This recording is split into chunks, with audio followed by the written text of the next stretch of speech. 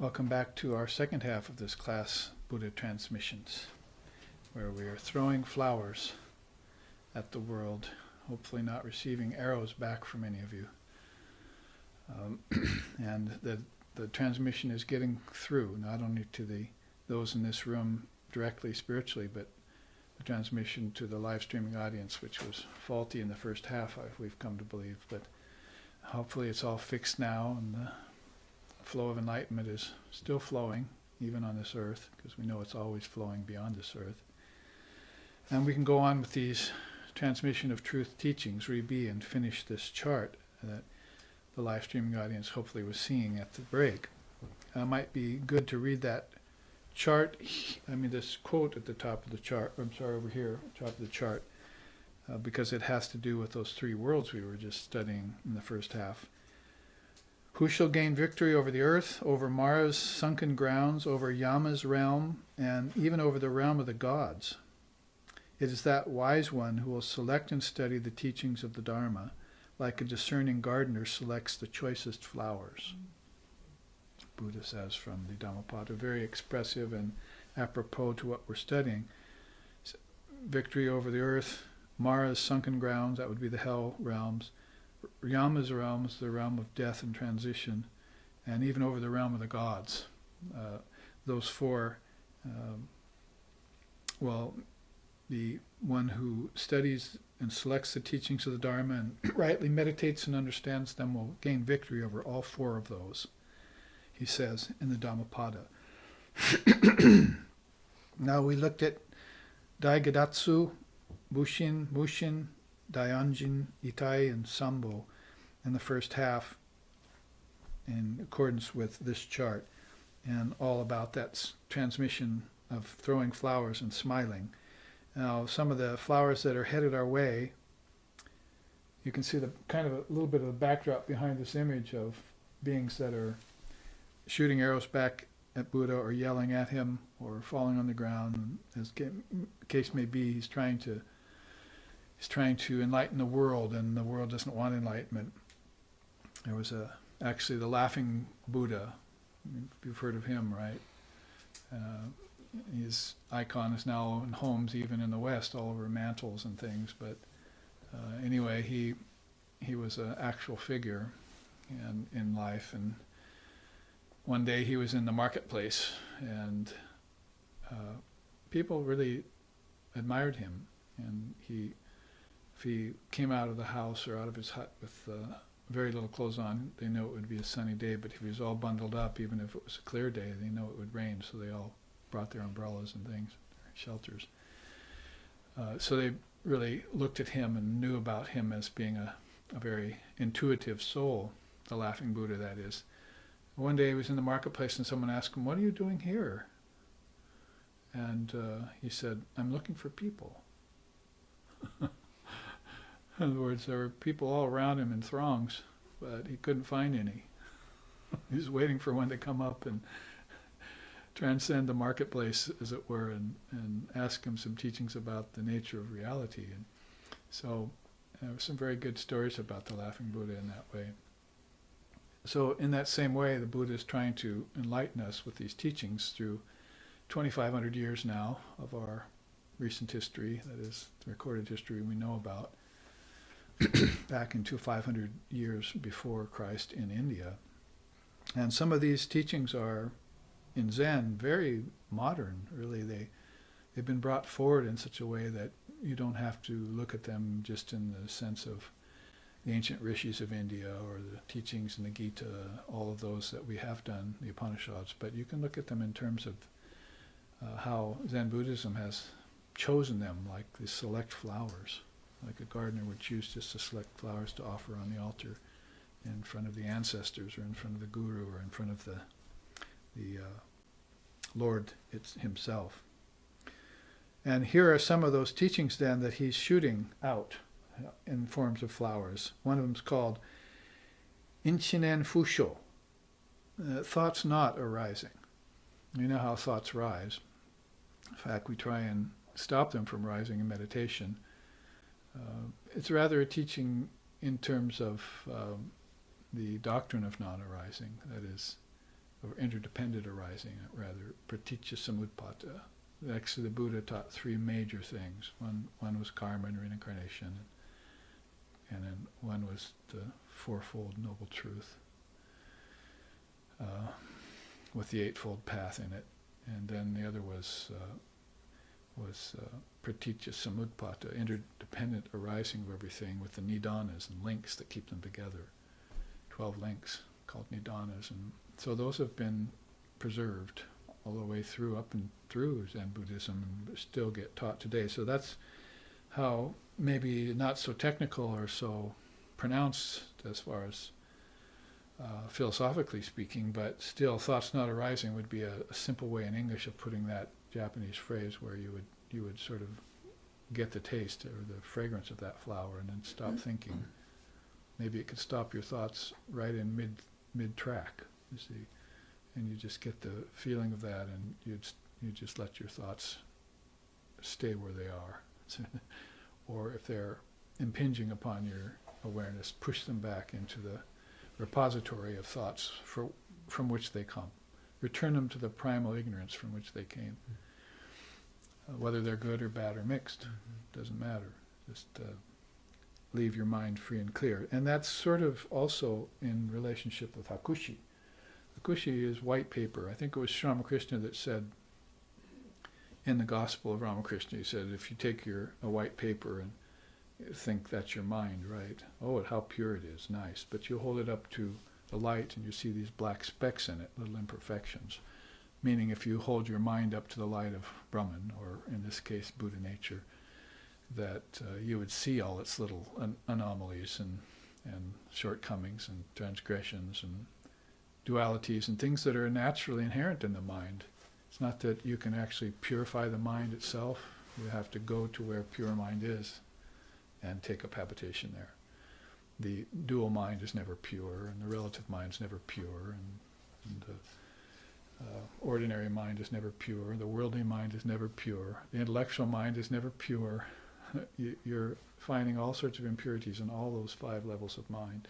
When you get to this, towards original mind or pure mind, then you find that that's a different state of consciousness. It's not brain, it's not mind, but it is an actual state of consciousness in and of itself.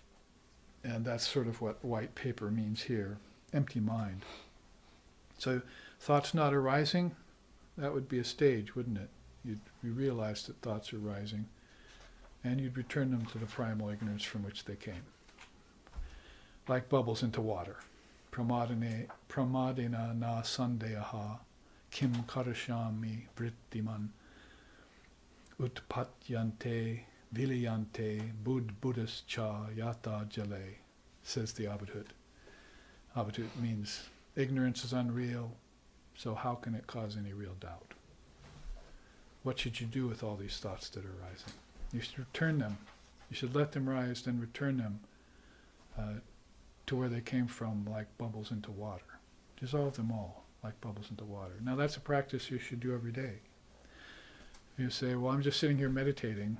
That's all I'm doing. But if you're letting thoughts arise and infringe on your meditation, then you should probably take an active stance, at least for the time being, in your own meditation process, and return those thoughts back, like bubbles into water.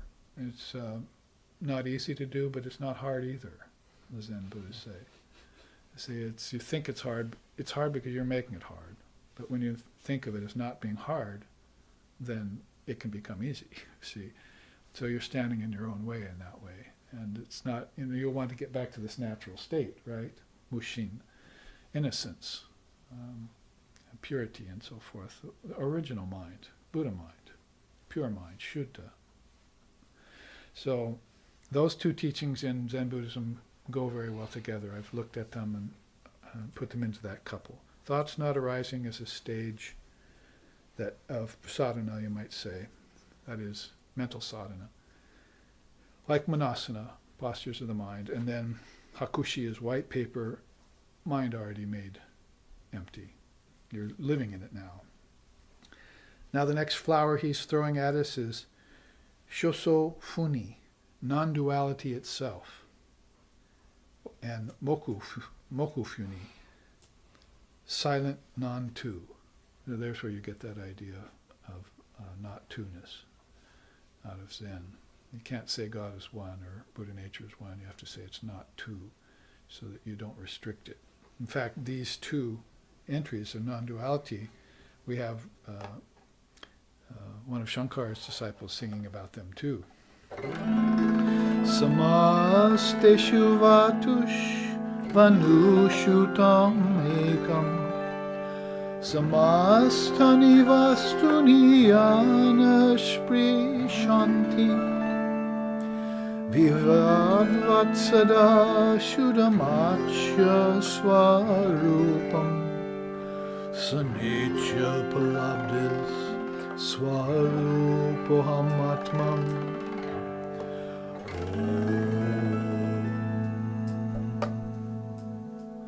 Shankara's disciple named Hastamalaka Charya. And it is he who has the fruit in the palm of his hand. Just like Buddha has flowers, he's got fruits. He might not throw them at you, but he'll give them to you. And so he says here, in a very nice way with the English translation, there is only this one, existing in all beings, and all beings existing in it. It filters down and touches all hearts and all minds, yet nothing can touch it. It is like the sky, pure and serene and impossible to taint. That one am I am that one, and there can be none other. A very conclusive, adamantine statement from one of Shankara's disciples, who himself, Shakyamuni, the silent one, Hastamalaka, actually, it was a very similar case that he didn't speak for the first 12 or 13, 14 years of his life. They thought he was mute. So then Shankara himself came to the village. He was moving about India teaching in villages and restoring temples.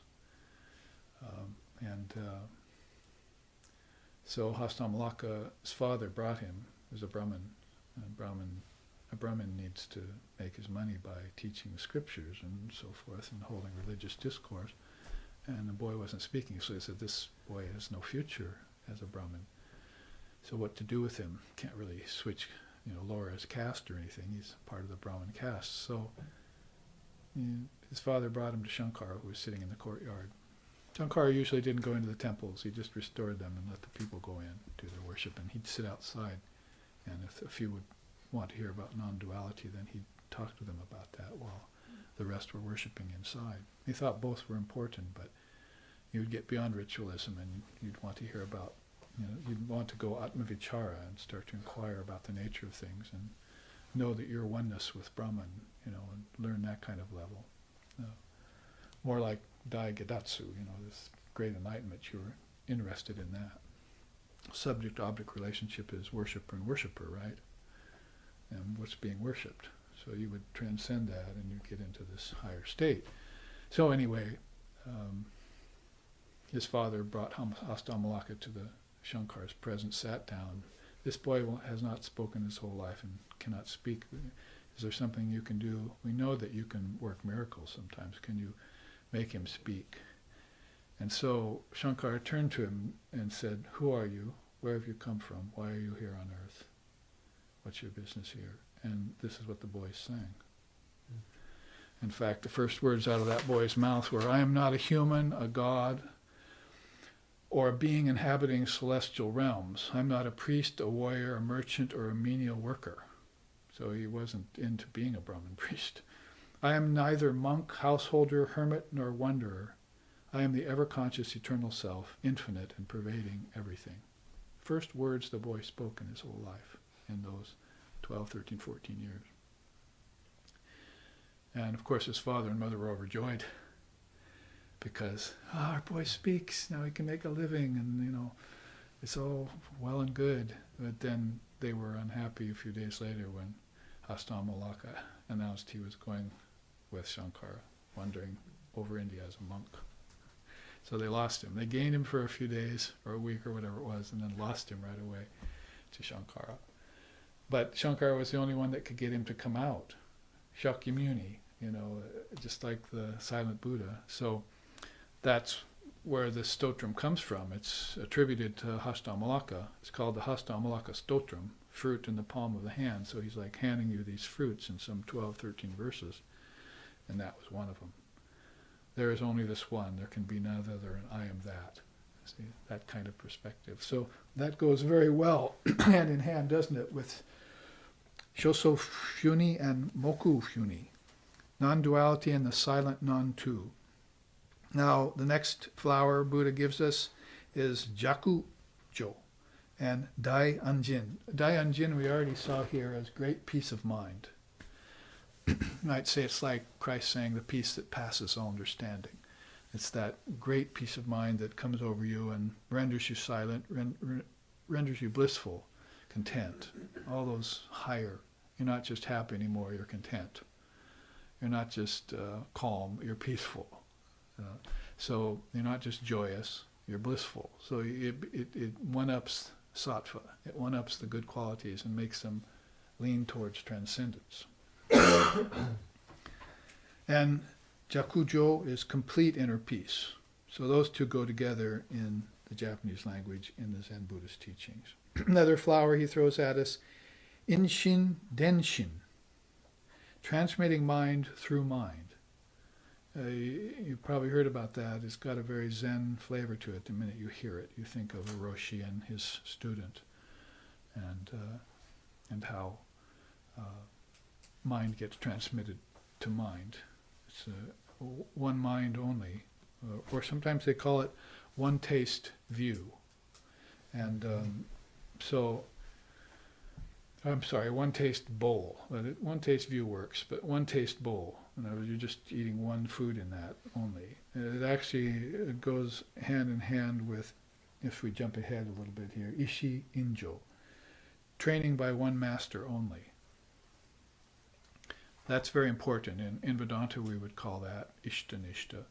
You have just one ideal and you hold to it till you get enlightenment, till you get to full transmission. It's like the old metaphor of digging one deep well instead of a bunch of shallow wells. People are digging a bunch of shallow wells religiously, seeking different gurus and different paths, and they never go very deep with any one of them. Big problem. Actually, if the guru is authentic and the path is noble, then any path will get you to enlightenment if you stick with it. That's the universal way Vedanta describes it. That's called universality, that all religions are true. No doubt there are imperfections in all paths, but Sri Ramakrishna said it's not mankind's fault, which is contrary to what most people would say. Oh, religion has been degraded by man. That's true in a certain sense, but if you're a practitioner, it's different.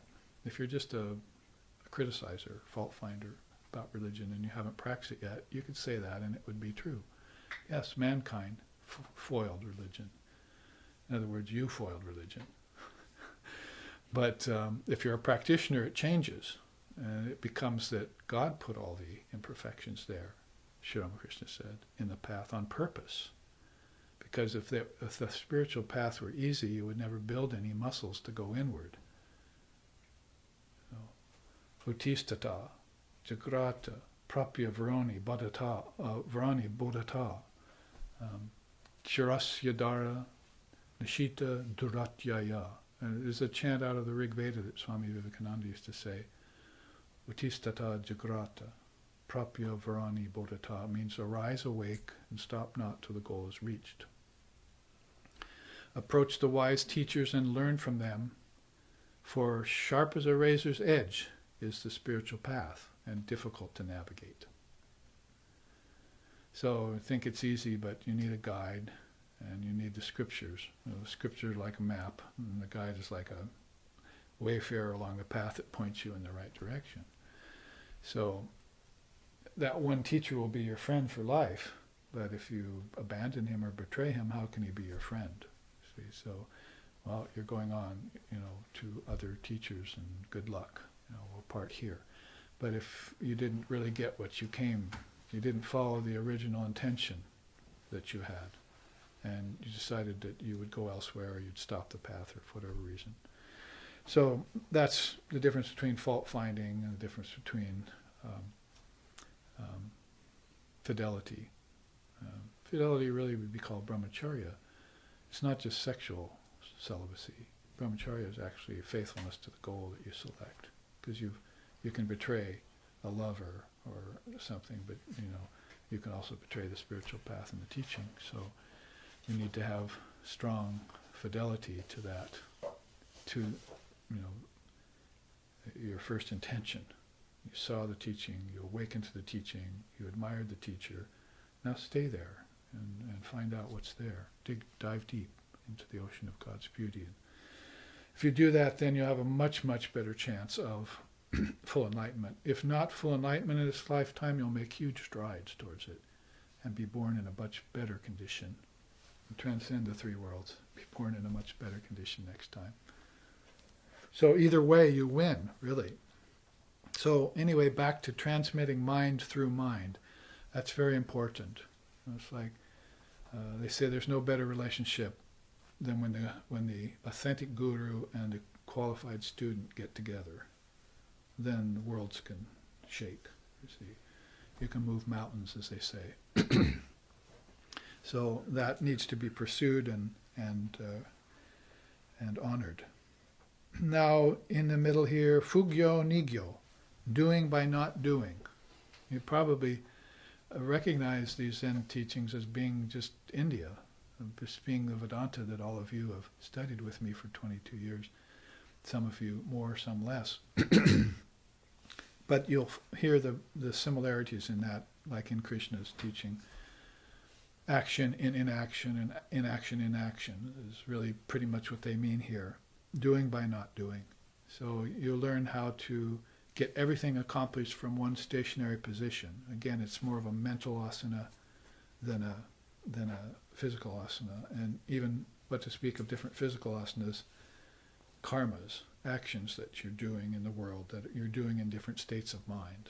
Sometimes you're doing them in a lazy mind, sometimes you're doing them with a restless mind, sometimes you're doing them with a balanced mind, so you're getting those fruits come back to you.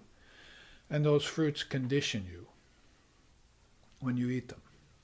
They become a part of you. If you eat the negative fruits, that means suffer, right? And then you build a samskara of suffering in your mind, and it's very difficult to transcend that in your next lifetime. Same with goodness. You won't transcend heaven because you get a samskara of goodness by getting good fruits back and eating them. Conditioning is a bitch, to use a contemporary term. There are 12 nidanas, I said, in the arising principle, praticca samutpata, that condition you from your birth onwards, actually from your last birth onward through 3 births. So to look at those and to decondition yourself is very important, and so you can get to a place where you can keep your thoughts from arising, get great peace of mind, be silent, non-dual, and have a mind that's just like white paper without any kind of imperfection in it. And get to great enlightenment, dai gedatsu. So it means all acts spontaneously arising out of your mind. Like mind and act are not two things. They just are one beautiful harmonious pair. Then there's boso sheki, leaving no trace. So you can say, we heard these teachings, in Vedanta a long time ago. Sri Ramakrishna mentioned both of those, white paper and leaving no trace. He used to say, bird flies through the air, leaves no trace. He was speaking about enlightened being, leaving no karma behind when it comes to earth.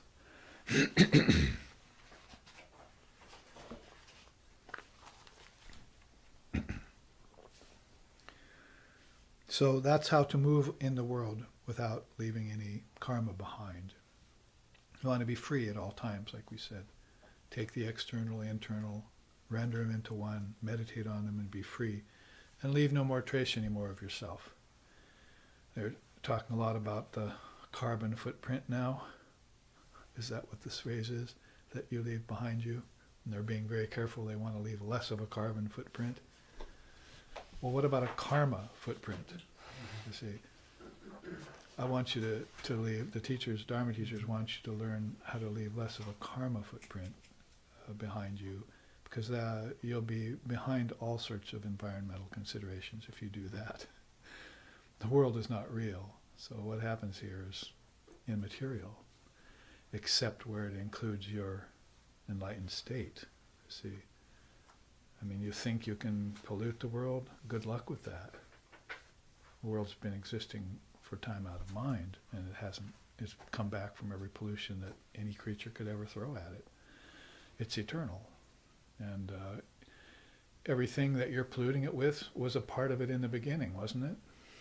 Different chemicals, volcanic ash. I mean, whatever it is you look at, it was there anyway. You're just putting it forth to nature in a different combination, you see.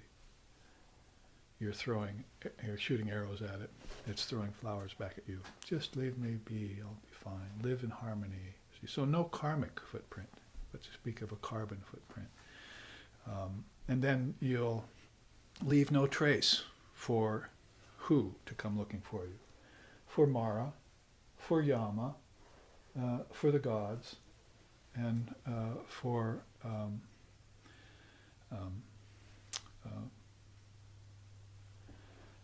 karma itself, the god of karma, the god of death, and the god of this earth. They all come looking for you. They won't find you because you've left no trace. That's one of the songs of India, you see. So very beautiful teaching to consider. Mosho Sheki. Now we've done the training by one master only. Let's look at the next set.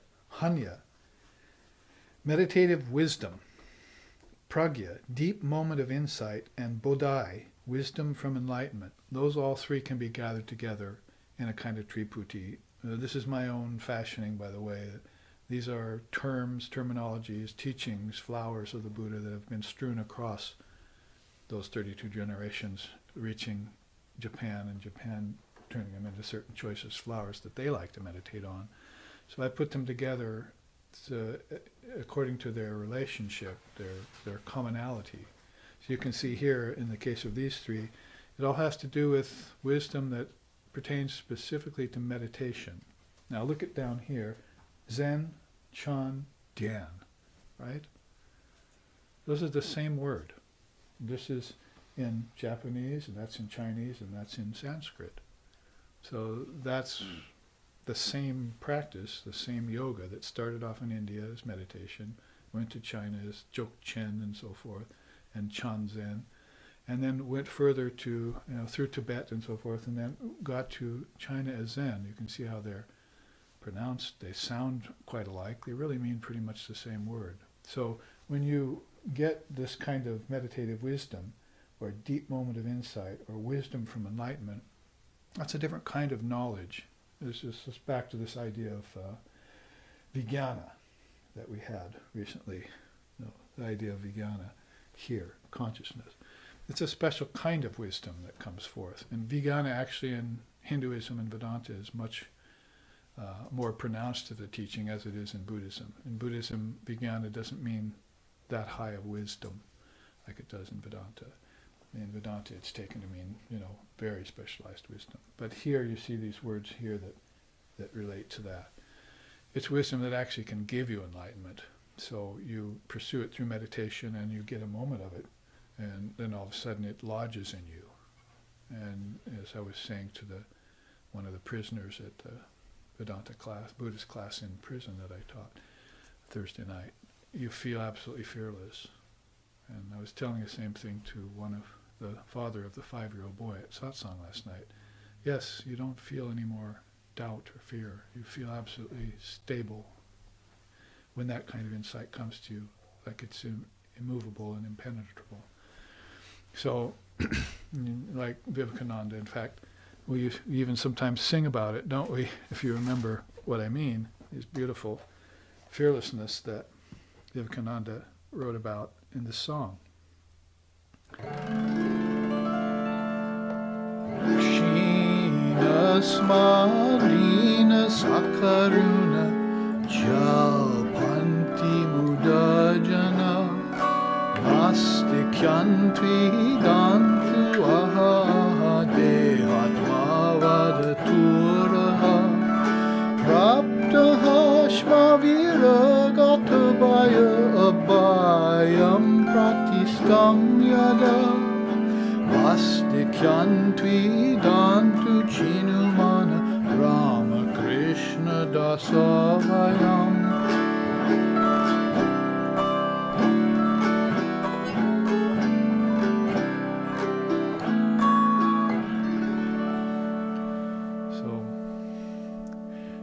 We will crush the stars to atoms. We will unhinge the universe. Don't you know who we are? We are the children of Sri Ramakrishna, as Swami Vivekananda put it in a letter to one of his disciples. So we have already, as scientists, we've crushed the stars to atoms, and we've unhinged the universe as philosophers. See, it's already been done.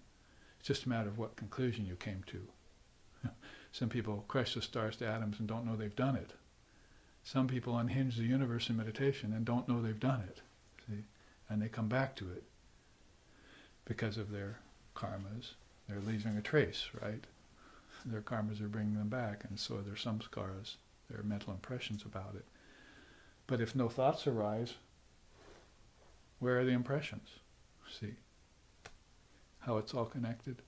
And then you get this great peace and you get this great enlightenment. Dayanje and Daigatatsu. So you have this state of fearlessness in which you know without a doubt that you've crushed the atoms, you've crushed the stars to atoms, you've unhinged the universe, you've done it once, you can do it again, and eventually you can do it for all times. There's just this one thing in the way, maybe two. One's called the curtain of nescience, and the other's called the silver cord. The silver cord binds you to the body, and until you can break that, you're not going to be free. There's a stake put in the ground. There's a cow tied to it, and he goes around and around and can't go outside that periphery. However long the rope is, that's how long he can wander. He can eat the grass just in that area.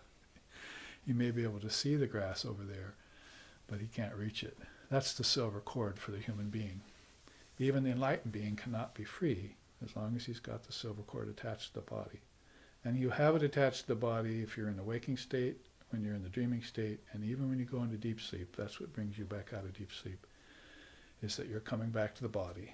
Why? Because the world is a place of desires. You still have desires to fill. Or if the desires aren't there, the world of desire is there. You see, that is pleasure. And you've already got your desires fulfilled, but you're still enjoying pleasure from them. See? Or maybe you can get to this realm of absorption where you can begin to dissolve things in space and time, crush the stars to atom, unhinge the universe. So that those are considerations on a much higher level. Curtain of nescience and silver cord. It's a problem with embodiment itself. But then, in order to thin the curtain of nescience and loosen the hold of the silver cord on you, you're going to want to have experiences like Hanya and Pragya and Bodhi. See, those are very noble words in Zen, all having to do with a kind of wisdom that's formless, that you get from meditation, isn't it? You remember that, this third world? You're in formlessness, but there's still a very powerful vibration that's there. And it's not the ultimate yet, but it's influencing you in a very positive way. And it's the thing that if you take in, it'll destroy ignorance of even the most subtle kind. It's this drought of nectar that you're taking. Take enough of it, your mental impurities go away. Just if you take enough of an elixir that will help your physical body, take enough of that, over time it'll get rid of your physical impurities. As you were talking about so much at the break on the deck that I heard through my window. So you want to get healthy. See, so the same with the mind. You want to take a draught of this amrit, this soma wine, if you will, of wisdom, and over long periods of time, and watch your original sobriety come back. See? Which ironically is a kind of intoxication. The sobriety that intoxicates. It's the original state of bliss, not any simulated state of bliss that through intoxicants, which you're seeking up here. Right? Finally, we have Jisho Sojo Shin, all-pervasive pure mind.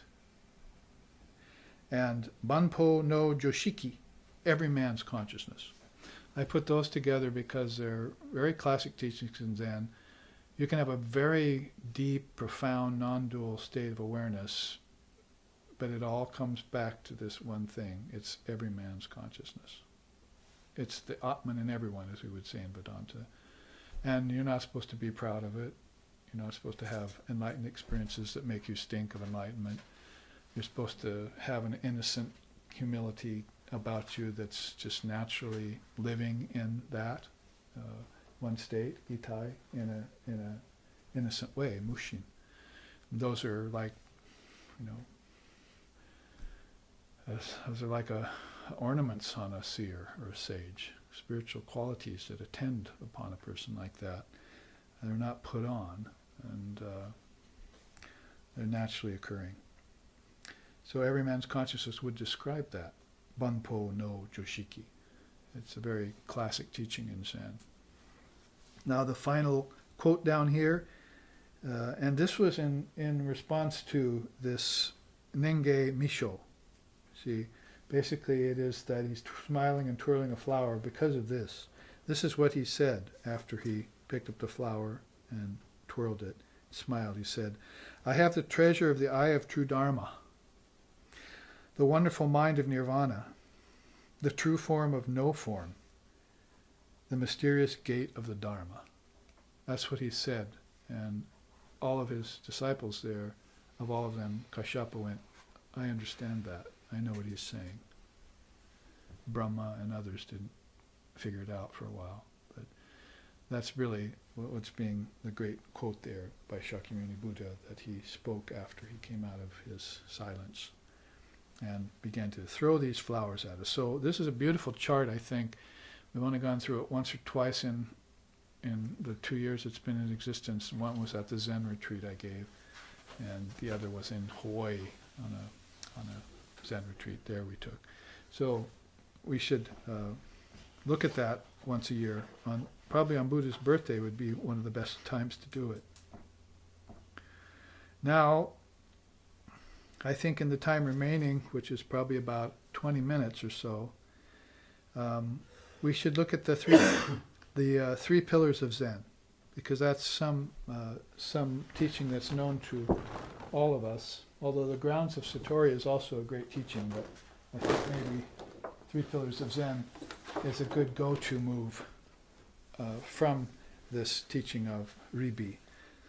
And there you see them. There's, of course, a famous book written by one of the followers of one of the great Roshis who came here to the West, written called The Three Pillars of Zen. And so this is sort of a follow-up to that, 20, 25, 30 years later, so we can recall when we think of Zen as a practice and how its commonality with all these phases of Buddhism that have come from the early Theravadan. How Zen has distilled it down into these three principles. So Bodhidharma, the great incarnation of Buddha, said, "Zen is a special transmission lying outside the orthodox teachings, wholly non-dependent on sacred writings and beyond conceptual thought, that points directly to the human heart, leading to realization and becoming a Buddha." So you're headed for the realm of what we would call in Vedanta nididhyasana, or direct spiritual experience, or sometimes they call it anubhava, the direct experience of divine reality. So that's what they're thinking of here when they think of Zen as at its highest level of transmission. It's very much unencumbered by, in fact, even the rituals in Zen, like Chado and so forth, we did some of those at the Zen retreat, and I've done some of those with Eiken Roshi in Hawaii and so forth. It's the way of tea, the way of taking tea. It's all done. I was walking last night along the street here, and there was a noisy table of people in the house, and I looked over, and they were all sitting around the table taking tea, evidently, but it was all worldly talk and very loud and competing with each other. But when you take tea with the Zen Roshi, you'd come in, very respectful, bow down, sit with him. He knows it's all every man's consciousness is going on. He's no different from you, you're no different from him. And he treats you just like him, like he would himself, and has tea with you, and every motion and every pouring and every sip and everything is done in consciousness. So when the time you leave there, you sort of get the idea, I should be doing that outside too, not just in the tea room with the Roshi, but I should be that careful with my actions outside, and I should be gardening that way, I should be brushing my teeth that way, whatever I'm doing, and any act I do should be undertaken with that kind of mindfulness. It's a word that's come into Buddhism, mindfulness. And if you forget it and fall out, then you're creating some sort of a trace. You're already leaving a karmic footprint, not just a carbon footprint, but a karmic footprint somewhere, or you may be a thumbprint or a little fingerprint. Little traces you're leaving, and they come back on you.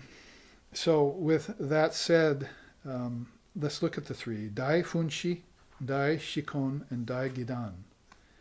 The first is great resolve. They figure it's sort of like, how Patanjali did his 5 yamas and niyamas, first 2 limbs of yoga. Then he took 3 of the niyamas out and made them into Kriya Yoga. And those 3 were study of scriptures, austerity, and devotion to Ishvara. Tapas and Swadhyaya and Ishvara Pranidhana are called. So he took out of his own system 3 that were particularly important and taught them as Kriya Yoga, as a sort of correlative yoga to the 8-limbed that you do at the same time. Same here. Out of these eightfold path and so forth, Zen has taken this. Great resolve could be said to be one of the eightfold path, and so it's very important. And the way it's defined is believing with every pore of our being in the truth of the Buddha's teaching that we are all endowed with immaculate Bodhi mind. Remember we had that teaching of Bodhi here, and its importance, you see. Anything that kind of wisdom that comes from enlightenment, that kind of higher. Bodhi is really intelligence. It's like Buddha. And that's what he named himself after. Like I said, Vivekananda said that Lord Buddha called the highest consciousness what we would call Paramatman. He called it Pragyaparam. So there's that word Pragya again, which is also used here. See, Pragya.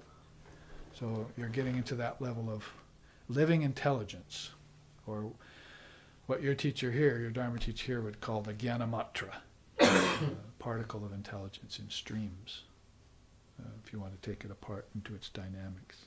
So that's great resolve.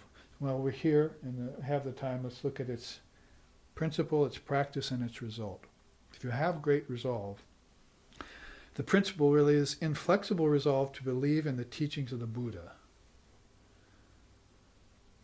So, like Sambho, as the Buddha taught the Dharma to the Sangha, you want to be a part of that transmission and hold it for all times, and have great resolve that that's the way to truth. Have you found any other way to liberation out there than teachings like that? So you must have lived long enough to know conventional means for conventional problems, maybe solve conventional problems, but they don't get rid of the source of problems. In fact, problems and solutions, both, you want them to go away. It's not just I have a problem, I found a solution.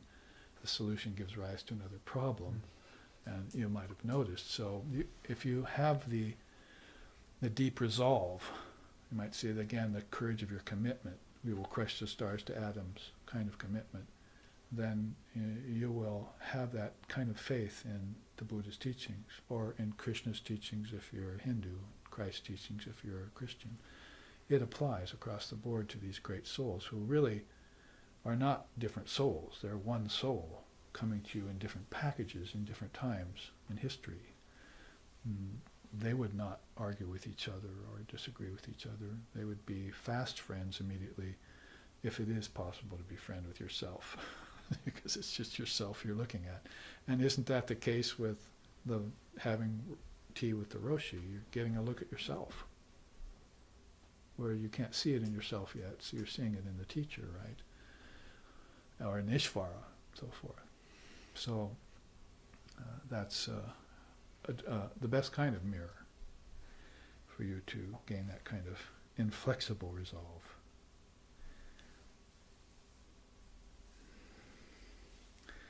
Now, the practice of great resolve, bringing the full strength of one's will to bear on this faith. So this has to be something that you espouse for yourself, and then you live in the world as an example. The best way to teach is by example, they say, especially for those who aren't ready to take to the path yet. They see you taking to it quite often, even if you're not trying to proselytize or trying to convince them that it's the best way for them, when maybe it's not yet. They still have some experiences back in the three worlds. So, but they see you doing it, then they know that there's a goal to be headed towards. And a paragatam, a supreme goal after that to be headed towards. So they always have, you're helping them build a great resolve in themselves.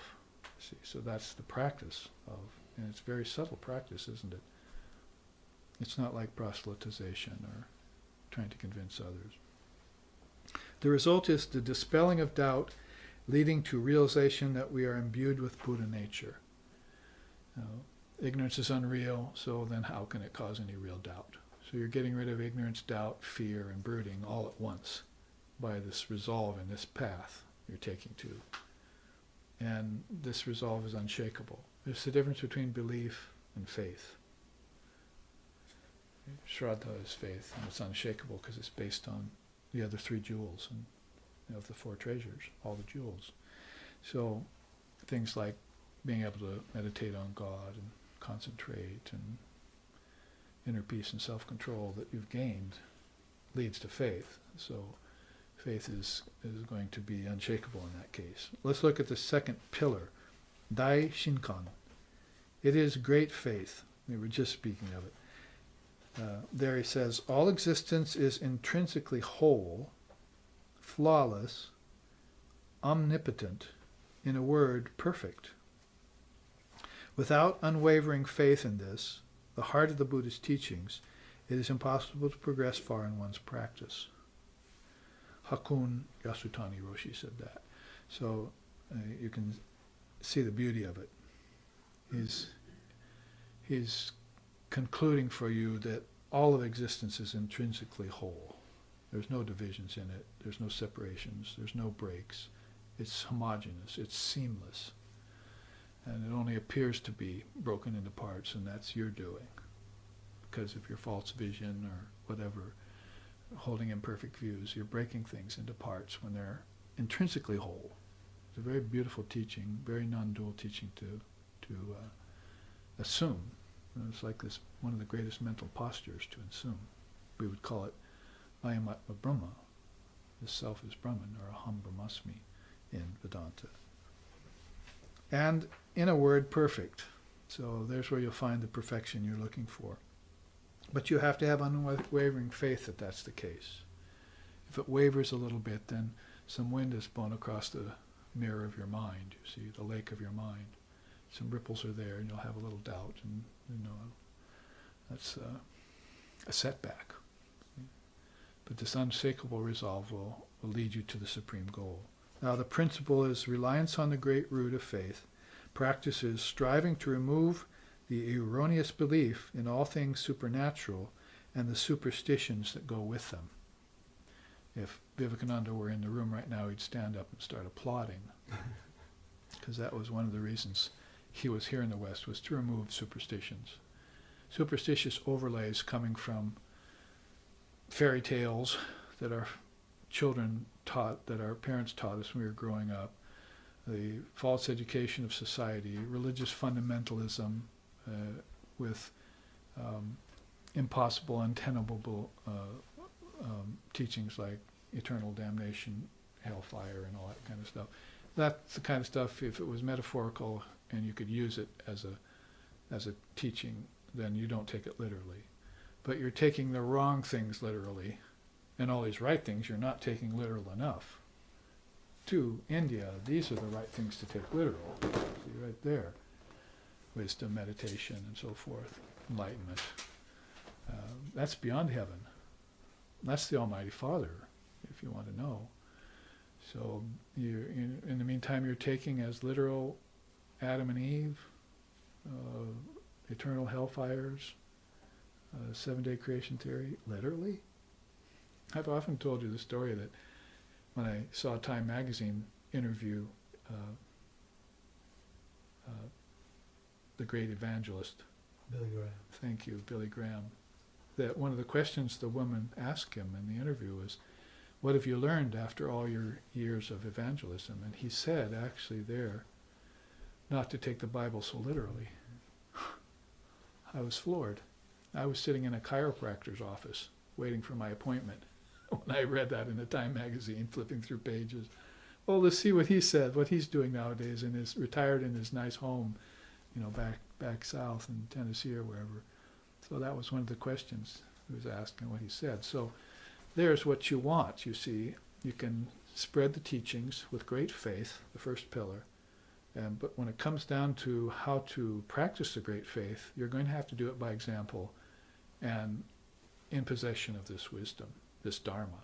Not moral and ethical teachings only, and certainly not biblical fundamentalist, non-revealed scripture kinds of teachings as if they were the highest. Other way around, please. See, let's put the Dharma where it should be.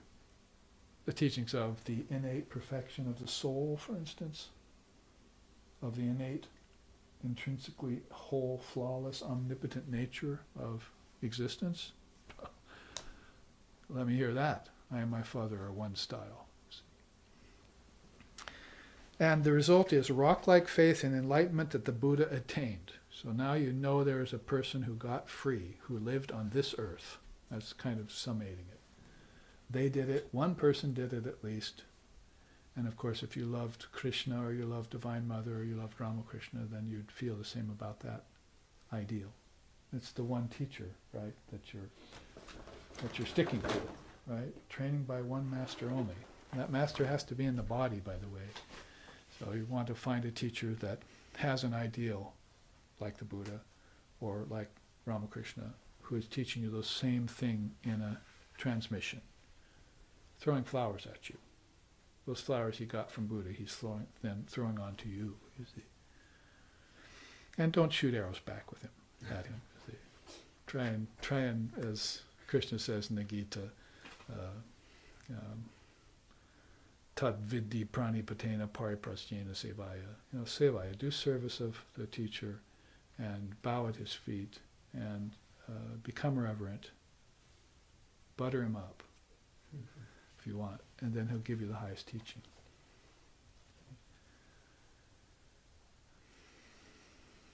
Upadekshanti te jnanas jnaninas tattva darshanaha. He'll give you the wisdom from the scriptures that clears your vision, darshanaha. It's right there, just like Zen, right? I quoted that from the Gita. Sri Krishna is saying, tattva darshanaha, you get the highest wisdom if you approach in that way. And if you really know for certain that Buddha attained enlightenment, then when you see him in the form, or when you meditate him on in the formless, you'll have that kind of pillar in you. Dai Shinkan, you'll have that pillar planted deep in you, unshakable. See, that's what you want. Last pillar is Dai Gidan, great doubt. Now, it's the great doubt now we're talking about, so you're going to have to make a little shift here. Not a single doubt, mind you, but a doubt mass. And this inevitably stems from a strong faith. This teaching from Yasutani Roshi about the three pillars of Zen.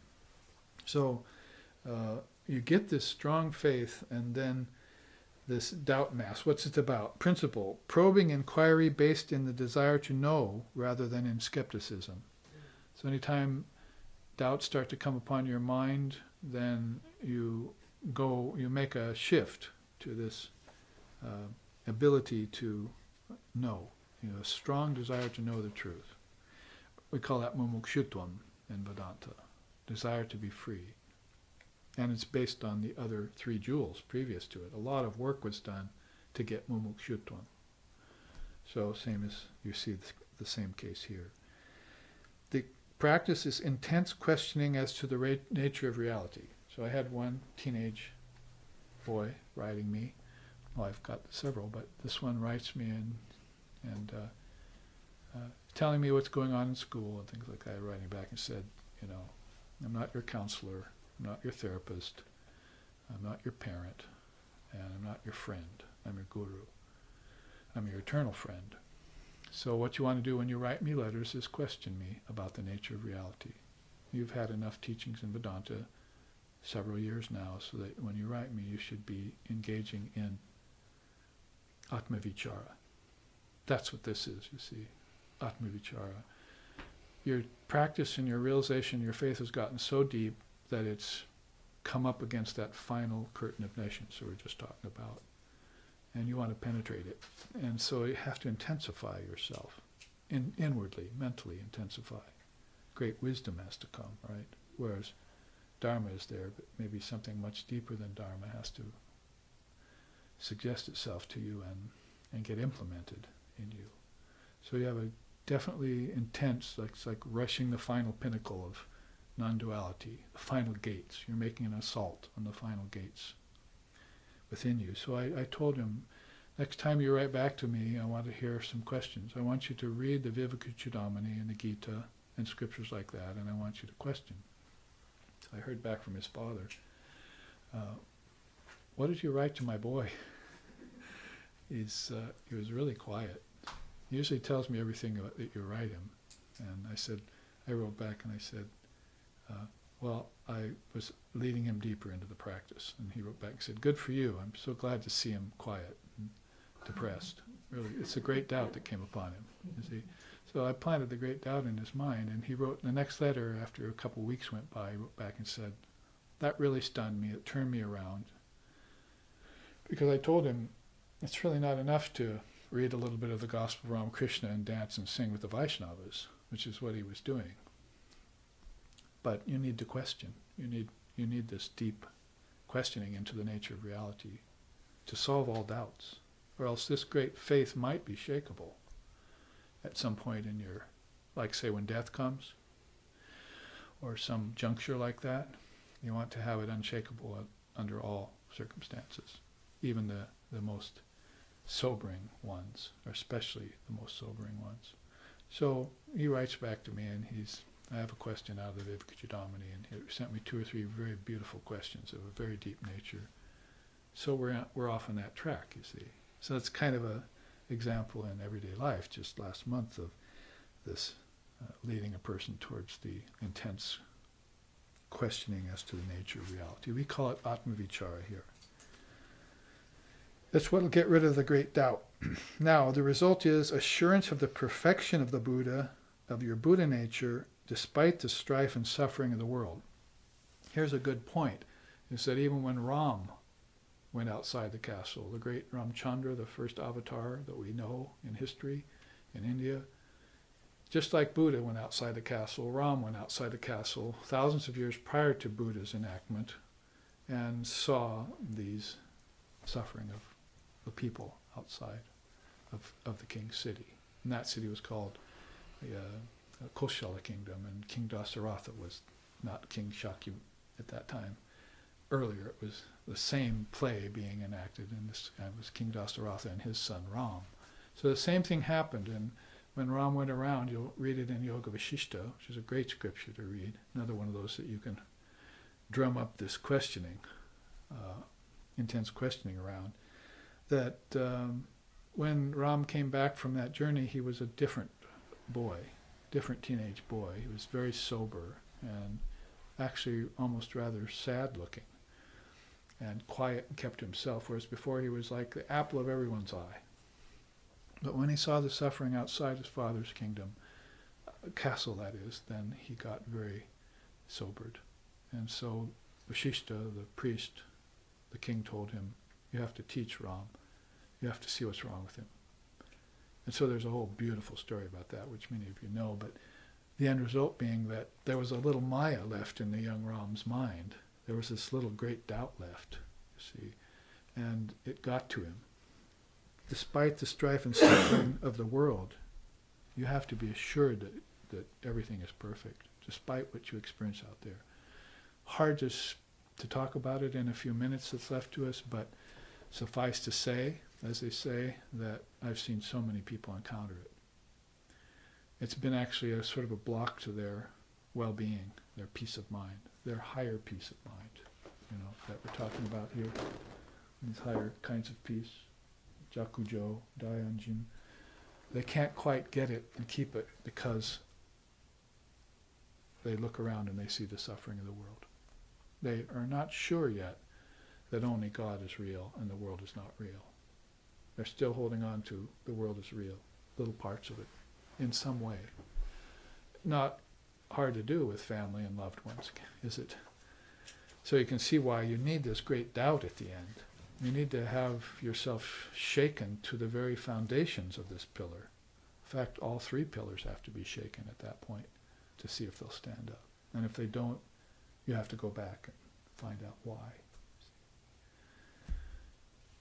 So this is a good place to draw it to a close. I don't think there's anything more on this chart that we need to read. It's all been taken in. So a good way to end this year's birthday of Lord Buddha with the three pillars of Zen and with Sangai Ishin and the Ribi, the truth teachings. We covered three great Zen Buddhist charts and all the teachings available there to us, and we can look back on this recording since it's being recorded and take in Buddhist flowers and moons, called the moons and flowers, that he radiates upon us and for the highest benefit of ourselves, and then pass them on for the highest benefit of all other beings, and lead them to the ultimate goal of human existence. So here, let's end with a chant and move towards tomorrow morning's class on the Upanishads. Om Bhadram Karnebihi Srinuyama Devaha Bhadram Pasyema Akshabir Yajatraha Stirairangaish Tushtuvam Sastanuvir Vyashema Devahitam Yadayuhu Swasti na Indro Vrida Shabha Swasti na Pusha Vishwadevaha Swasti na Starksho Arishtanemihi Swasti no Brihaspatir Dadatu Om Shanti Shanti Shanti. May we see with these eyes what is good and spiritual, and may we hear with these ears what is noble and uplifting. And may we, while worshipping the Lord and Mother of the universe with healthy minds and bodies, live a life which is beneficial to ourselves and to all other beings. Om peace, peace, peace. May peace be unto us. May peace be unto all. Om Hari Om.